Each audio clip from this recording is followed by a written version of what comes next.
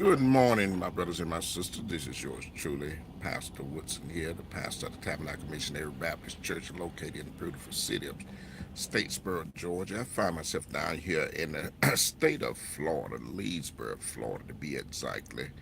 We're down here making delivery down into this area. We're making preparations to return back to the state of Georgia.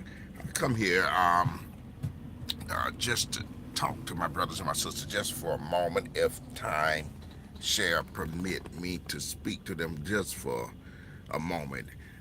I, as pastor, 50 years old, 50 years old, I celebrate 50 years as May the 4th. The Lord blessed me to be here 50 years, and for many years I would have to admit that I've struggled in life, and I would not have to be able to attribute that solely to another race or another culture of people, the suffering that I suffered all the way, even though I would say they may have contributed somewhat. But I think the main problem in my suffering in those years came strictly from myself because I was brought up in an area and with a family with mismanagement ideas when it came to managing that assets that we had. I would use that term. Many African American black men, women, they get married. The truth is, many of them get married, they get into relationships, and neither have the funds nor the resources to substantiate a relationship, but they get in a relationship based off sex, whatever. Love. I had to find out over the years that love does not pay the bill. And then many people get the conception, especially when it comes to the church, that the Sega or the Sangha that's going around concerning the church. Well, I don't give my money to the church because the church takes advantage of people. Well, people, most of the people, the truth is, most of the people who use that term does not manage doesn't manage their finances well in the first place. They doesn't manage the finances well in the first place, so they use the church as a backdrop. I say this because I find many people would take, and I could use my own personal experiences. My cell phone bill run me about $240 a month. $240 a month for cell phone bill. Unfortunately, in the area that I pastor in, there are many people who do not bring home $240. Now, this is amazing when you get grown people in this day and time that does not manage to bring home $240 a week. That's still living beneath the poverty level. This is something I would expect my child to probably be making, working at Burger King or McDonald's part time just to make some extra cash to do that. This is what I would expect. But you have many African Americans who do not bring home uh, that a week. But my cell phone is at I'm up to $240 per month. Now, whatever your bill is, you just do this for yourself. The average, and I say again to an unfortunate uncertainty, the average African American without a high school diploma, without a decent education, been to jail, can't get a decent job, or whatsoever reason, wind up working and making beneath minimum wage, living in poverty because they said I think the poverty level for a family of 22,000 and below is considered poverty. When you make $22,000 a year, below is considered poverty, and unfortunately, many are living at that poverty level. You go to many of the neighborhoods that they play. Now, to an extent, many are there, but you have to get yourself out. You have to work your way out of that situation. It takes some effort. It takes some work.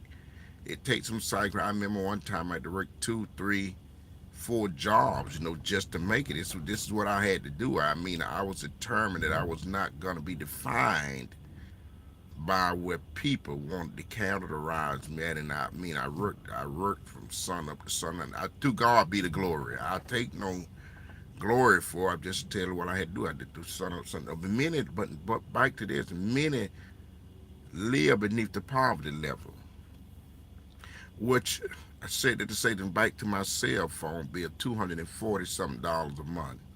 Can I afford it? Maybe I could have. That's what my wife, me, and my daughter have a phone, and that's what they got the unlimited plan with Verizon. So it's $240 something a month, But that's what pay. It's a bit much, to be honest. It's a bit much. Now, I want you to take your cell phone bill monthly and multiply it by 12, then multiply it by 20 years of working. The truth is, with so many African Americans living beneath the poverty level, they're buying things that they cannot afford, trying to keep up with people who can afford the things that they have, trying to be like the Jones, that they buying all these expensive cell phones.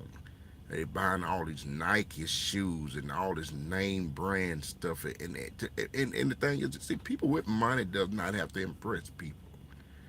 It's people who don't have always trying to acquire something to impress people with something that they do not own nor possess. Also, take that bill and you multiply by 20. When you look at it, more people would have spent over a 20-year period more in a cell phone bill a month than they make a whole year. And when you look at your life, at what you're wasting buying things that have no intrinsic value, you never come out of poverty. Poverty is a state of the mind. Unfortunately, it's a reality, but it's our approach to wealth. It's our approach to our resources. Not only do we live in poverty and keep ourselves in bondage, but we pass our learning on to our children, and we raise decades of people living in poverty. You have to make it up in your mind that this will no longer be the incident that would define who I am. Because I'm great when I make 2,000, 20,000, 50,000. See, what I am is not defined by my acquisition. What I am is defined by how I perceive myself. You remember that? I'm going to close with this. God told the children of Israel that he was getting them this land flowing with milk and honey. And he sent the spies into this land. The scout 12 spies went in. Everything was just as God had said. Now, it was just they was gonna get. They had to make effort. They had to fight for it. They had to go through it. They had to go through it. But they came back. They brought the grapes. They brought the many different wonderful things back, and the good news of what was there. But 10 of them brought back a bad report. They say, yes, everything is just as God said, but we're like grasshoppers against it. We have no match against them. How you perceive yourself determines where you go in life, my brother. You be encouraged. Get up, make an effort. You can do it. Have faith. Okay? Bye bye.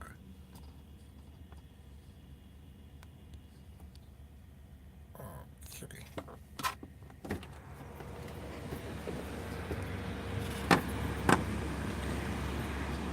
All right.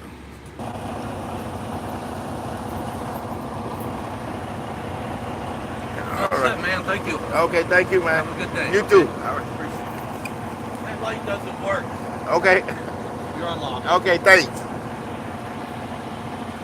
I have to learn out one more thing is how to stop recording.